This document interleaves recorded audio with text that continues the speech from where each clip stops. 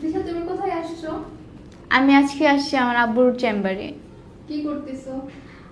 একটা ল সম্পর্কে জানতেছি, আর বইটার নাম হচ্ছে law and practice of criminal procedure.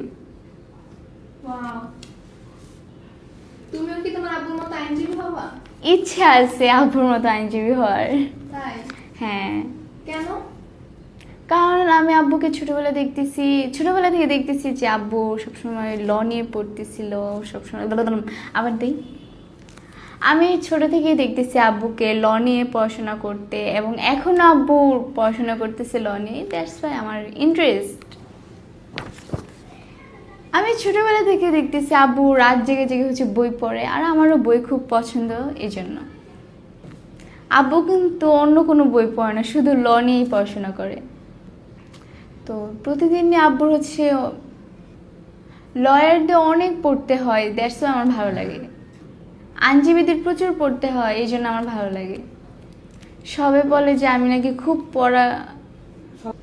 সবাই বলে আমি নাকি আব্বুর মতন বই পড়তে খুব পছন্দ করি।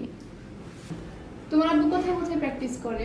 আব্বুর বাংলাদেশের সুপ্রিম কোর্ট এবং জজ কোর্ট দুইটাতেই আছে। Thank you. আমি বাইরে কেমনে এমনে